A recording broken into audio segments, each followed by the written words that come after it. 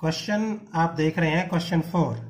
निम्न में से कौन सा चित्र सररेखी बिंदु को दर्शाता है? तो बेटा सररेखी जैसा मतलब है एक ही रेखा में आप चित्र से पहचान कर उसको बता सकते हैं। ए में देखिए सी और एक लाइन पर आ रहे हैं, लेकिन यहाँ पर जो है बी बिंदु वो अलग है, ये नहीं हो सकता। अब बी पर चलते हैं। यहाँ पर ए यहाँ है, बी यहाँ है, सी यहाँ है, ये तो एक त्रिभुज की शेप ले लेगा, नहीं हो सकता।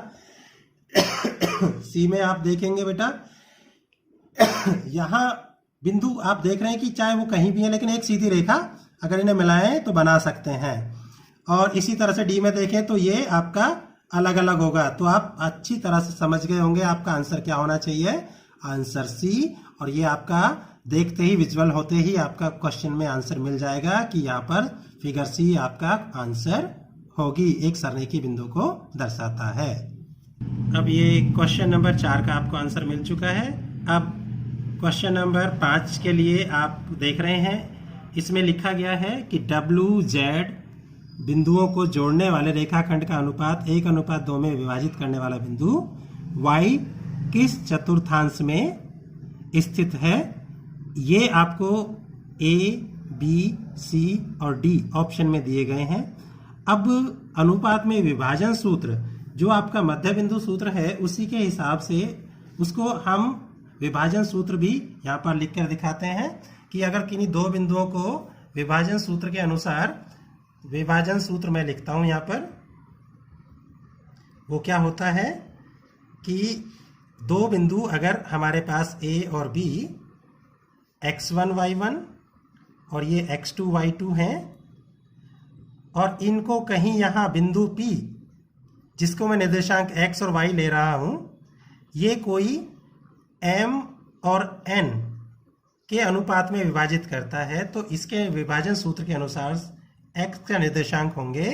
देखो यहाँ पर बड़ा आसानी से आप समझ सकते हो, m x2। देखिए पहला अगर आपने अनुपात लिया है तो आपको दूसरा निर्देशांक इस्तेमाल करना होगा x2 वाला, m x2 प्लस, अब m के बाद n आएगा तो n x1 divided by m plus n। इसी तरह से y के लिए आपको लिखना होगा बिल्कुल same, m y2 plus n y1 divided by m plus n। ये आपका विभाजन सूत्र है, इसको इस्तेमाल आप कर सकते हैं। अब आपका क्वेश्चन बिल्कुल उसी की तरह से, अब मैं इनकी जगह पर अपने W और उसने क्या लिया है, यहाँ पर A की जगह पर W, सॉल्यूशन हम जो ले रहे हैं वो ये रहा हमारा, ये W है और ये वाला बिंदु है आपका Z। अब W के नीचे आपने क्या लिखना है, निर्देशांक -5, 4। इसी तरह से Z के निर्देशांक आपके 7, 1 और जहां P है, चलिए उसको मैं P ले लेता हूं। अब ये मैंने P लिया तो इसके लिए मैं X और Y। अब यहां से मेरा जो अनुपात है वो M की जगह 1 और N की जगह 2 हो गया। तो अब क्या करते हैं बेटा, बिल्कुल उसी तरह से आप देखिएगा, ऊपर आपका सूत्र मैंने जो लिखा है, आप इसके X निर्देशांक निकालेंगे, X अतः सूत्र मैं ऊपर से वहीं से लिख रहा हूं, बिल्कुल आप देखते रहिएगा। जो चीज जहां पर आपके पास है, m की जगह पर 1 है, x के लिए लिख रहा हूं 1 इंटू, अब देखिए x2 है, x2 की जगह पर क्या है आपके पास, ये रहा, देखो बिल्कुल आपके सामने है 7 प्लस, अब आपने क्या लिया था n की जगह पर 2 है इंटू, अब आपने क्या लिया था x1, ये रहा, देखिए x1 की जगह पर आपने क्या लिया है -5, ये देखो मैंने ब्रैकेट में कर दिया क्योंकि मेरे पास माइनस था, डिवाइडेड बाई m और n को जोड़ना है तो 1 + 2। इसी तरह से मैं y के लिए भी साथ साथ ही लिख रहा हूं। अब मैं y के लिए वही m की जगह 1, y2 की जगह देखिए आपके पास है 1 प्लस, इसी तरह से n के लिए है आपके पास 2 और देखिए y1 के लिए आपके पास क्या है 4 × 4 डिवाइडेड बाई 1 + 2। अब केवल आपको सॉल्व करना है, सिर्फ मल्टीप्लाई करें, पहले 1 × 7 7 और -5 की 2 में गुना की तो 10 प्लस कर देंगे दोनों को नीचे 3।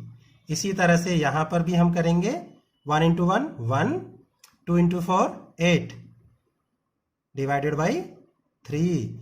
अब नेक्स्ट पेज पर आते हैं इधर, तो ये x हमारा निकल के आ गया। इधर हमने एक बार इधर 10 में से 7, 10 माइनस का है, 7 प्लस का है तो माइनस का 3/3।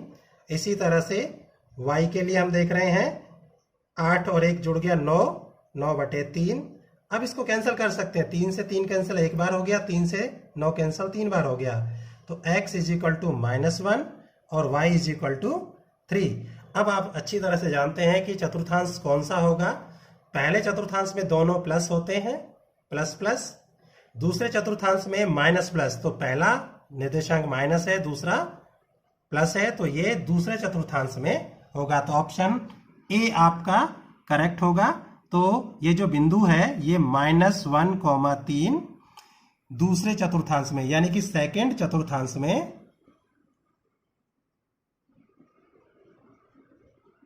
ये सेकंड चतुर्थांश में आपका होगा। ठीक है, तो ये आपका क्वेश्चन नंबर 6 आप देख रहे हैं। संलग्न चित्र AC वर्ग ABCD का विकर्ण है, अन्य दो बिंदुओं के निर्देशांक ज्ञात करने हैं। देखिए चित्र में एकदम साफ है। आप ये जो ग्राफ देख रहे हैं, ये मूल बिंदु O जिसको हम बोलते हैं 0 होता है, 0 से स्टार्ट, ये 1 2 3 4 पर है। इसी तरह से ये 1 2 3 4 यहाँ भी आपका A बिंदु है। अब इस फिगर को मैं यहाँ दिखाने जा रहा हूँ कि ये मैंने यहाँ पर बनाया इसको इस तरह से। ये ग्राफ मैंने बिल्कुल बना लिया, ग्राफ पेपर भी आप ले सकते हो बड़े आराम से। और उसमें जैसे ही आप देखेंगे कि ये फिगर, अगर ये विकर्ण है, आप जानते हैं कि किसी भी वर्ग में जो भुजाएं होती हैं बराबर होती है। ये 4 है, ये 4 है, तो आप यहाँ से देखेंगे तो ये भी आपके पास जहाँ पर मैं कर रहा हूँ वो भी 4 ही होगी, और ये भी आपकी जो भुजा है वो भी 4 ही मात्रक होगी। तो मैंने इसका नेमिंग कर दूं A B C और D। अब देखिए इसकी बड़े आसानी से इसके निर्देशांक आप ले सकते हैं। ये बिंदु, ये देखिए ये x अक्ष होता है, ये y अक्ष होता है।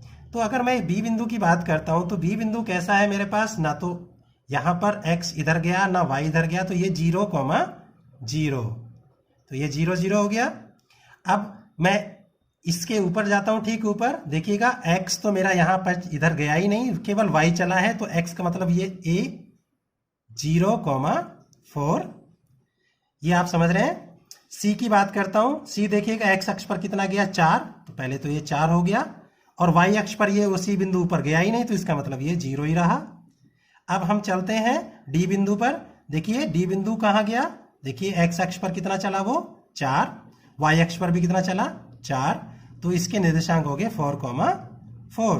तो अब आप आसानी से इसके निर्देशांक B और D के लिख सकते हैं। तो B के निर्देशांक कितने हो गए आपके पास, B के लिए मैं शो कर रहा हूं 0,0, और D का मैंने अभी आपको समझाया 4,4। तो ये सॉल्यूशन आपका 6 का हो गया।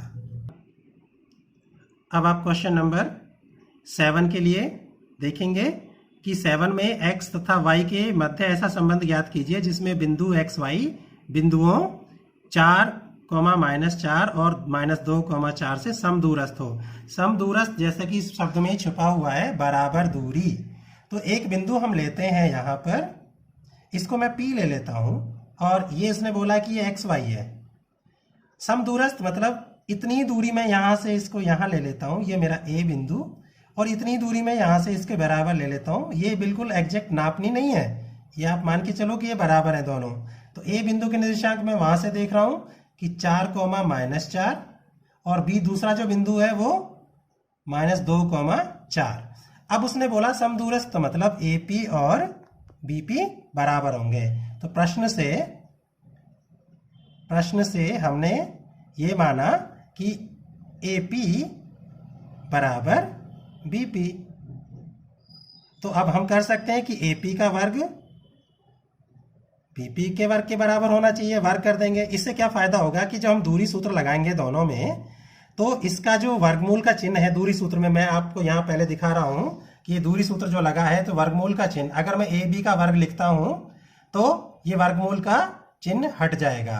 तो इसी तरह से यही आप इसमें इस्तेमाल कर सकते हैं। तो पहले सबसे पहले एपी के लिए मैं देखिए ये x1 y1 और इसको x2 y2 यूज आप कर सकते हैं, लिख सकते हैं। इसको यहां पर छोटा सा हल्का सा मैं लिख दूं कि x1 y1 और ये x2 y2, ये आपकी रफ वर्क के लिए है। ऐसी तरह से यहाँ पर x2 y2। तो पहले हम कौन सा लेंगे, AP का वर्ग। AP का वर्ग आपको पता है कि x2 माइनस x1 लिया जाता है, तो आप यहाँ पर लिखेंगे 4 माइनस x। ठीक है बेटा, अब ये ले लिया, इसका होल स्क्वायर किया, प्लस अब y2 माइनस y1, तो y2 कितना है -4 और माइनस क्या y का होल स्क्वायर। अब वर्गमूल का चिन्ह मैं नहीं लगाऊंगा क्योंकि मेरे पास वर्ग है। अभी मैंने आपको समझाया था कि किसी दूरी सूत्र में जब हम वर्ग लेते हैं तो वर्गमूल का सिंबल हट जाता है, बराबर। इसी तरह से बीपी भी आपको लिखना है, तो बीपी में क्या करना होगा, x2 ये रहा आपके पास -2 minus x whole square plus ये आपके पास y2 4 minus y whole square. इधर भी आपने वर्गमूल का चिन्ह हटा दिया।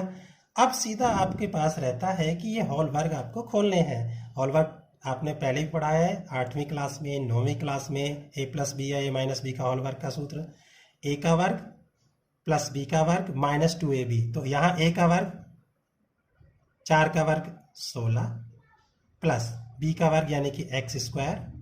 अब दोनों की गुना का दुगना, तो 4x का दुगना कितना हो गया 8x। ये आप समझ गए होंगे कि a का वर्ग प्लस b का वर्ग माइनस, क्योंकि सिंबल बीच में माइनस है, 2ab, दोनों के गुना का दुगना। ये तभी यूज करते हैं हम। अब यहाँ पर अगर दोनों चिन्ह एक जैसे हैं तो a प्लस बी का होल स्क्वायर का सूत्र लगा सकते हैं। दोनों चिन्हों में एक सिंबल माइनस का है तो a माइनस बी का होल स्क्वायर का सूत्र आप लगाएंगे। मैं फिर से समझा रहा हूं, दोनों में चिन्ह यहाँ पर माइनस के हैं तो a प्लस बी का होल स्क्वायर का सूत्र भी आप लगाएंगे, कोई अंतर नहीं आएगा।